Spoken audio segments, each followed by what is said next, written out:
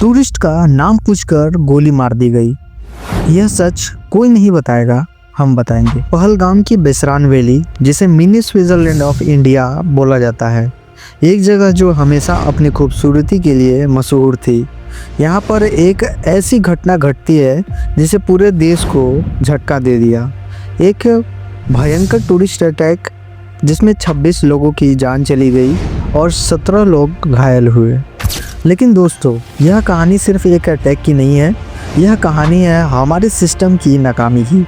आखिर कैसे हुआ ये सब, और सबसे बड़ी बात, कौन जिम्मेवार है इस फेल्योर का। तो हेलो दोस्तों, मैं हूं नितेश और आपका स्वागत है एक और नए वीडियो में। इस वीडियो में हम लोग देखेंगे पहलगाम अटैक का डार्क सीक्रेट। पहलगाम एक ऐसा एरिया है जहां तक या तो पैदल चढ़ाई करके या घोड़े पे बैठकर पहुंचा जा सकता है। जब अटैक हुआ, रेस्क्यू ऑपरेशन में हेलीकॉप्टर्स का यूज़ किया गया। लोकल लोगों ने इंजर्ड लोगों को घोड़े पर बिठाकर हॉस्पिटल तक ले जाने में मदद की। 12 लोगों को पहलगाम हॉस्पिटल में एडमिट कराया गया। डॉक्टर्स कहते हैं सब अब स्टेबल हैं। इस अटैक में विक्टिम को उनके रिलीजन के बेसिस पर टारगेट किया गया। इस अटैक में एक मुस्लिम, एक क्रिश्चियन और बाकी 24 विक्टिम्स हिंदू थे। सभी अलग अलग सिटी से आए हुए टूरिस्ट थे। जैसे नीरज दुदवानी जयपुर के रहने वाले, यूएई में काम करते थे, वेकेशन के लिए आए थे। नेपाल के सुदीप भी शहीद हुए। अरुणाचल के इंडियन एयरफोर्स कॉर्पोरल ट्रैग हिल्यायंग, बिहार से इंटेलिजेंस ब्यूरो के सिलेक्शन ऑफिसर मनीष रंजन अपनी फैमिली के साथ एलटीसी ट्रिप पर आए थे। सबसे हार्ट ब्रेकिंग कहानी थी लेफ्टिनेंट विनय नरवाल की, जो हरियाणा के थे और सिर्फ 6 दिन पहले शादी हुई थी। अपनी दुल्हन के साथ हनीमून पर आए थे और वापस पत्नी अकेले विधवा बनकर गई। उनकी बीवी ने बताया कि वो भेलपुरी खा रहे थे जब एक आदमी आया और रिलीजन पूछा और बिना किसी वार्निंग के गोली मार दी। अटैक की जिम्मेदारी एक पाकिस्तानी टेरर ग्रुप के शैडो ग्रुप PRF ने ली है। यह लश्कर-ई-तालिबान का एक फ्रंट ऑर्गेनाइजेशन है। इंडियन एक्सप्रेस रिपोर्ट के मुताबिक 4 से 6 अटैकर्स इन्वॉल्व थे। आई विटनेस के स्टेटमेंट के बेस पर जम्मू कश्मीर पुलिस ने 3 पाकिस्तानी अटैकर्स के स्केच रिलीज किए हैं। सोर्सेस का कहना है कि 2 कश्मीरी यूथ आदिल गौरी और अशान, जो 2018 में पाकिस्तान गए थे, उनका भी इन्वॉल्वमेंट था। सोर्सेस के मुताबिक टूरिस्ट ने अप्रैल के फर्स्ट वीक में होटल्स का रिकॉनेंस किया था।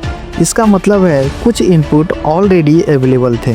दोस्तों, यह बिल्कुल पुलवामा अटैक जैसा लगता है, जहां इंटेलिजेंस इनपुट होने के बावजूद एक्शन नहीं हुआ था। पुलवामा अटैक में भी डिटेल वार्निंग मिली थी। 11 इंटेलिजेंस अलर्ट इशू हुए थे, लेकिन फिर भी 2500 जवान एक ही कन्वे में भेजे गए। दोस्तों सोचिए, बॉर्डर सिक्योरिटी किसके कंट्रोल में है? सेंट्रल गवर्नमेंट के। फिर कैसे इन्फिल्ट्रेटर आ जाते हैं?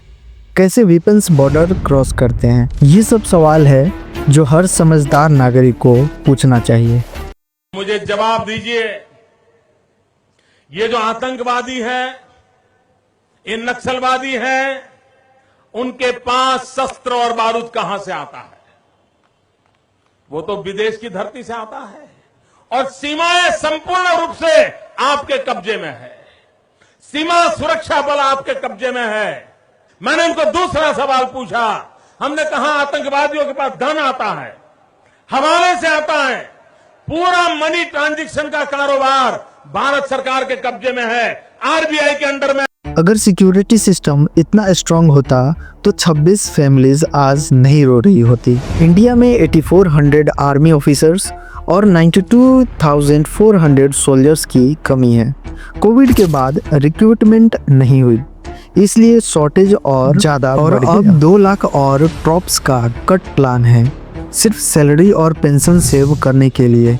फ्रेंड्स, ये शॉर्टेज का इम्पैक्ट ग्राउंड पे सोल्जर्स की एबिलिटी पे डायरेक्ट पड़ता है। मुकेश अंबानी जैसे बिलियनियर्स के लिए एनएसजी कमांडोज अवेलेबल हैं, वीआईपीज के लिए हेलीकॉप्टर्स कन्वे हैं, लेकिन आम आदमी के लिए कुछ नहीं। जब आम टूरिस्ट मारे जाते हैं तो कोई पॉलिटिकल लीडर नहीं आता ग्राउंड पे। मीडिया का काम है सरकार से सवाल पूछना, लेकिन आज मीडिया बस प्रोपेगेंडा कर रहा है। बीजेपी छत्तीसगढ़ ने ट्रेजडी के बाद एक इनसेंसिटिव मीम्स पोस्ट किया, रिलीजन पूछा गया, कास्ट नहीं। इस तरह के स्लोगन के जरिए नफरत फैलाया जा रहा है। दोस्तों, टेररिस्ट चाहते हैं कि हम हिंदू मुस्लिम में बट जाएं, हम लड़ते रहें, लेकिन ट्रू इंडियन पेट्रियट का एक ही स्लोगन होना चाहिए, लॉन्ग लिव इंडियन यूनिटी। चाहे आप हिंदू हो, मुस्लिम हो, सिख हो या क्रिश्चियन हो या किसी और कास्ट के हो, एक दूसरे के साथ खड़े रहो। दोस्तों, कमेंट में लिखना मत भूलना, लॉन्ग लिव इंडियन यूनिटी। और अगर वीडियो अच्छा लगा हो तो लाइक करके ज़्यादा से ज़्यादा लोगों तक पहुंचाओ। मैं मिलता हूं और किसी नए वीडियो में, तब तक के लिए इतना ही। जय हिंद, जय भारत।